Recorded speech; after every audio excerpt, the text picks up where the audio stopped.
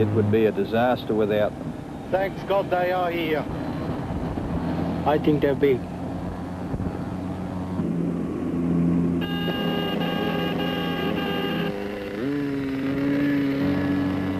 I wouldn't live here without them. They're lifesavers. I rely on them.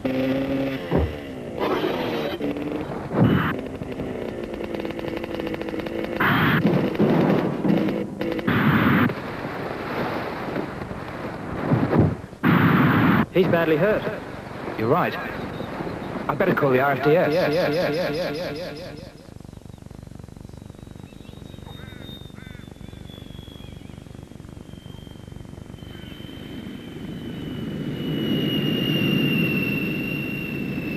Dr. Daniel?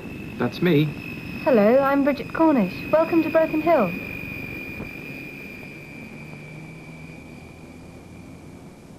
What made you want to become a flying doctor? I could ask you the same question. Anyway, I thought all flying doctors were men. You've got a lot to learn.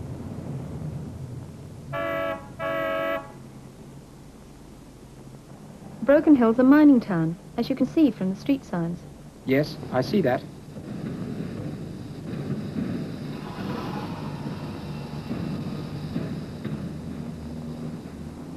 Thank you for explaining it to me, Bridget. I've never used one of these radio telephones before, so let me see if I've got it straight. All right.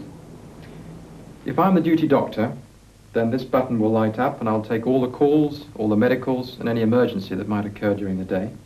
And if there is an emergency, then this button here will light up and I'll pick up the receiver, follow what's on the manual, and I can activate the transmitter and receive the call and deal with it. Mm-hmm. Should I have to go out on a call, I can transfer the telephone across to the Zinc ambulance by pressing this button here.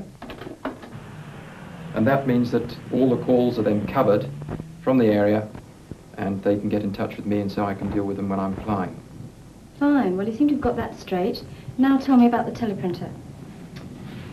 The teleprinter covers everything that is said over the telephone throughout the whole day so that each doctor knows exactly what's happening with each patient and all the medicine and all the treatment is known. Good, John. Well, you seem to understand it all quite clearly, so I'll see you tomorrow morning at the base.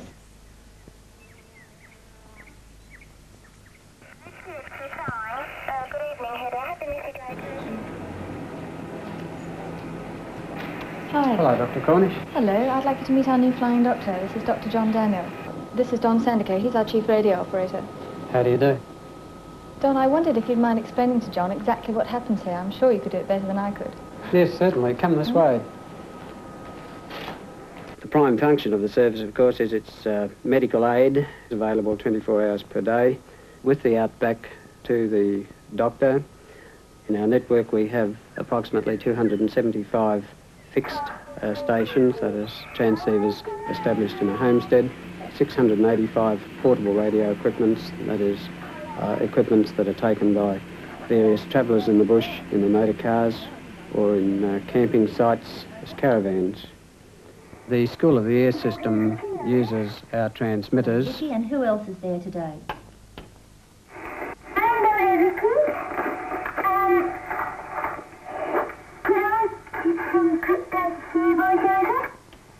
I'd love to hear that one. Back to you.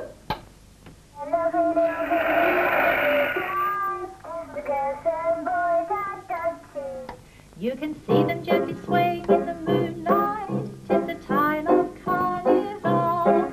Once again. The studio landlines its program to the base transmitter, and these are transmitted from 9:30 to 3:30 each school day. We provide a telegraphic service in conjunction with Telecom. Every outpost is an official telegraph office, and anyone passing through can lodge a telegram at any of these outposts.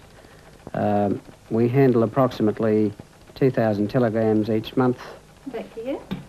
Mario replies, handle that, Dorothy. Have you heard about the Galar session? The what? The Galar session. I don't think so. One of the features of the Flying Doctor Service, of course, is its Galar sessions, and this is a means where one station can speak over their back fence to their neighbour. Here the back fence might be 5 to 50 miles apart. And Tony unfortunately can't go. The Galah sessions generally consist of social gatherings. Perhaps the ladies discuss their recipes, their housework and their problems, domestic problems. The gentlemen at night, they often talk of all their problems associated with the stock movement. Yes, you certainly did. You're not really going to understand just what it's all about until you've travelled the country and met the people. It's a huge country with miles and miles of very little and not much in between. And usually it is very, very dry. People living in the remote areas are always confronted with the problem of producing adequate airstrips to accommodate our aircraft. It's a costly business, hewing a strip out of virgin scrub, rough and stony grounds, and the length and width of these landing fields have been largely governed by the type of aircraft purchased. The Nomad's Australian designed and built. We think it's a great aeroplane, just right for our work. You probably know the word nomad means wanderer or member of a wandering tribe. In our case, it's not so much that the tribe wanders, we do. There have been lots of other aircraft before Nomad, of course. Vic Cover, who's now the chief engineer, was for many years a pilot with the RFDS, and he's flown quite a few of the old-timers. The New South Wales section of the Royal Flying Doctor Service began operations in 1938, and their first aircraft was a Fox Moth, single engine, and it was capable of landing on very short areas. But it became outdated, and we moved into the DH-84 Dragon aircraft, a twin, as it was policy to use multi-engine aircraft for safety reasons. If we lost an engine, we could still continue on. The first requirement of an aircraft for our work is the capability to use short landing and takeoff areas in the bush. The second requirement is a large cabin capable of carrying up to, say, 8 people, including a stretcher. The third requirement is a large access door to allow easy loading and unloading of the patient. In the past, this has always been a problem. The fourth requirement is the cruising speed, but this is not a major consideration. In choosing this aircraft, we also have to look at its capabilities at night.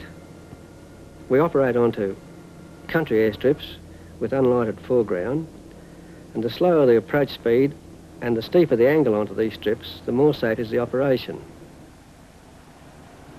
The Nomad was chosen by the New South Wales section because it embodied most of the features that we were looking for. Secondly, it is designed and built in Australia for Australian conditions, and we will have no problem of backup facilities for it in the future.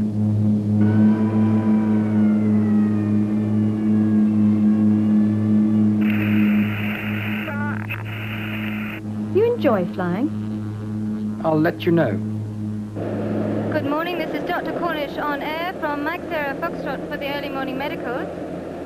Calling HUZ Tibooburra, are you receiving me? Over. We do radio medicals every day of the week, at 8 o'clock in the morning and again at 4 o'clock in the afternoon. Yes, I've got that, thank you. Can you tell me, is the patient vomiting at all? This is Dr. Cornish calling HYC in Aminka. Each of the homesteads has its own medical chest, and there are about 100 items in it. They're all numbered to help prevent mistakes when you provide a certain drug or course of treatment. It's always kept locked, by the way, unless it's necessary to use it. I'd just like you to keep on with the tablets that I've prescribed. That is number 124, 4 times daily for the full week. There's no need to phone me again unless you're worried about something. Over. Will you just take off your glasses for me now? No, sir. Jolly good. That's it. You lie back and just look up at the ceiling for me, all right? We hold clinics at some of the homesteads as well as at some of the hospitals with no permanent doctor, like Ivanhoe, Wilcannia, and Tibooburra. Mr. Ellis, you're not to be worried about this. You've had an electrocardiograph before, haven't you? Yes. Right, we're using a different technique here. Yes. We're taking the tracing of your heart. It's going into the cardiophone machine, and it's then relayed into the telephone, and it's going to Broken Hill Hospital, the Yes. intensive care unit. And it'll appear on their monitor there, and we'll have a physician standing by to give us an immediate report. And we'll just get the machine started.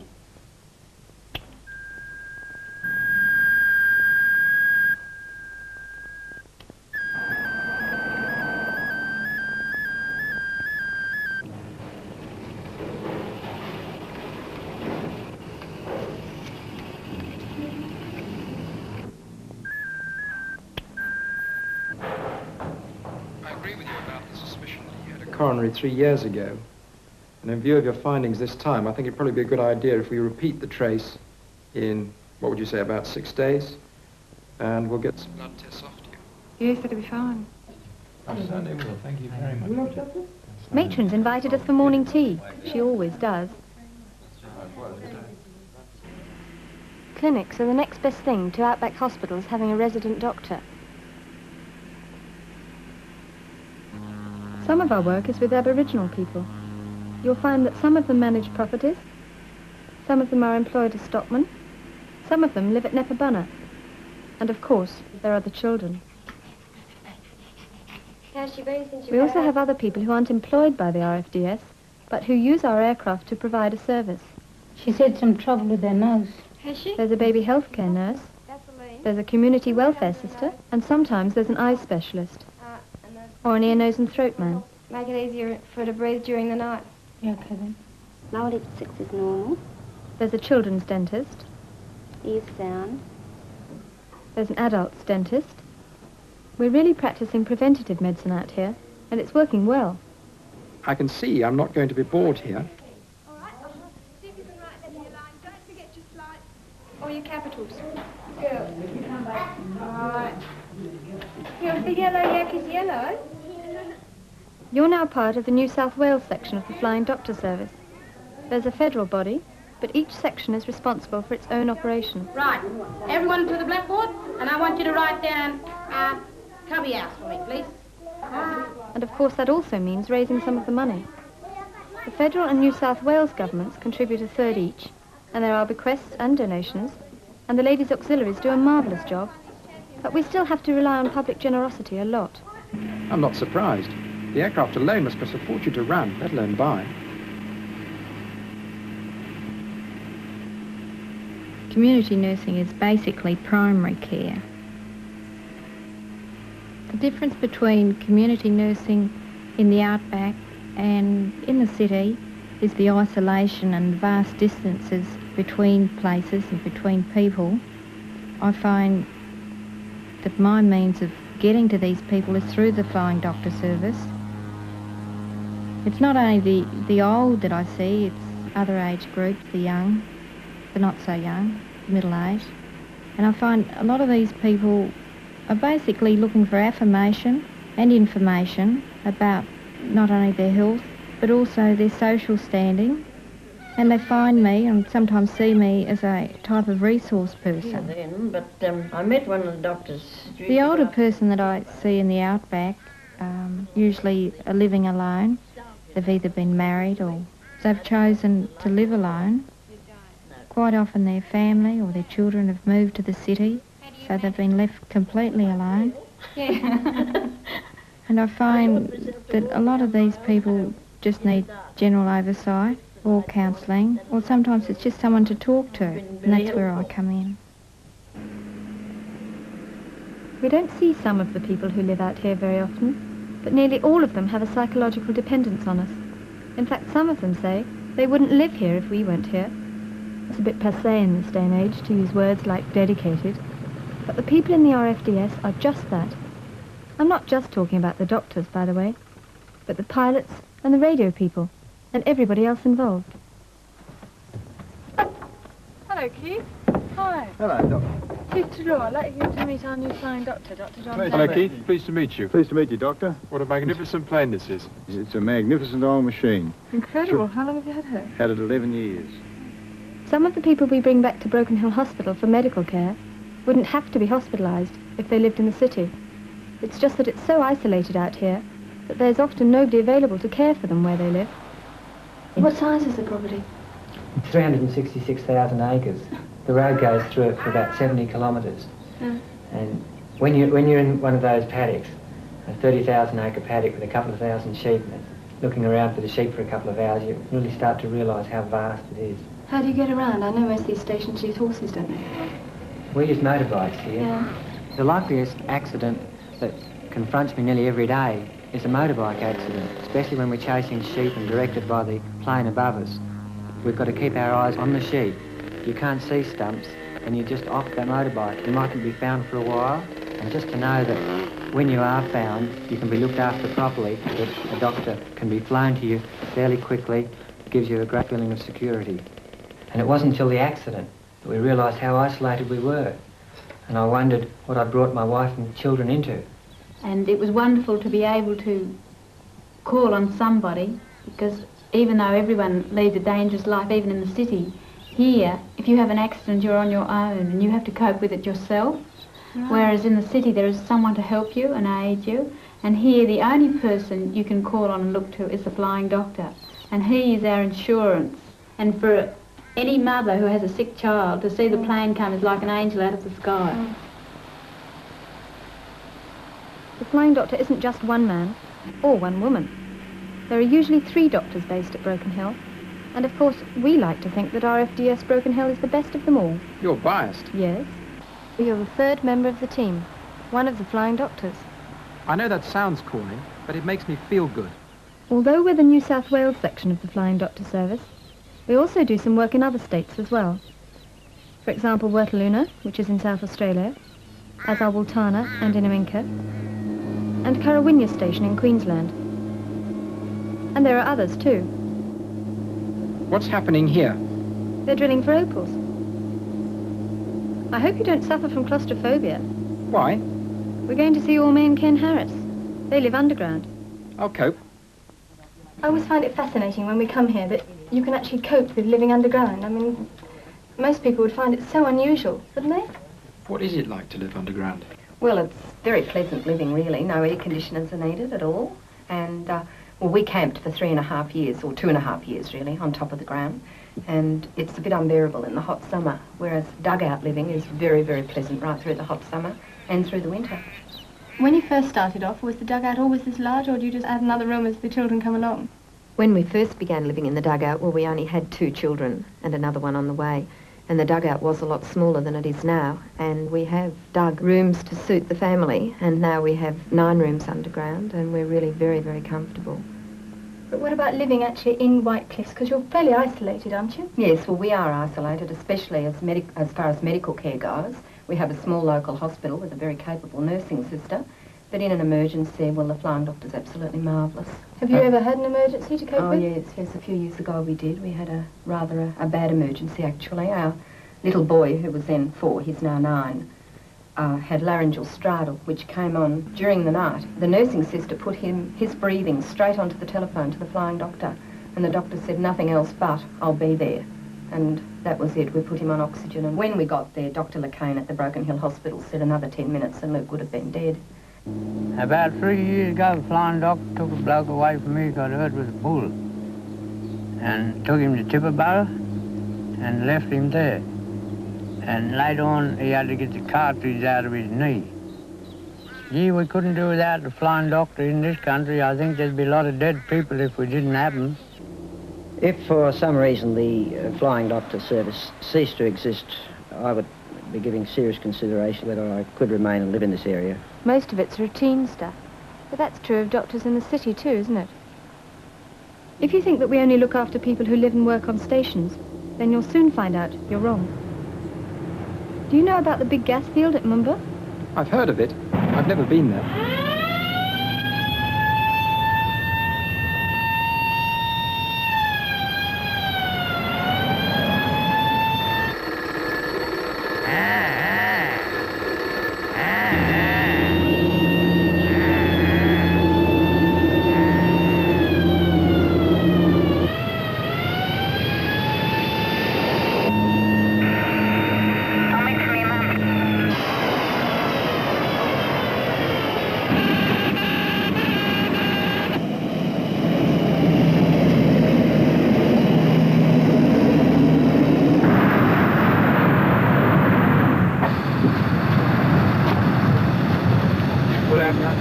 He fell backwards off a platform and got fractured the skull. What's his blood pressure? Low. Oh? Very low. Let's get him back to the hill.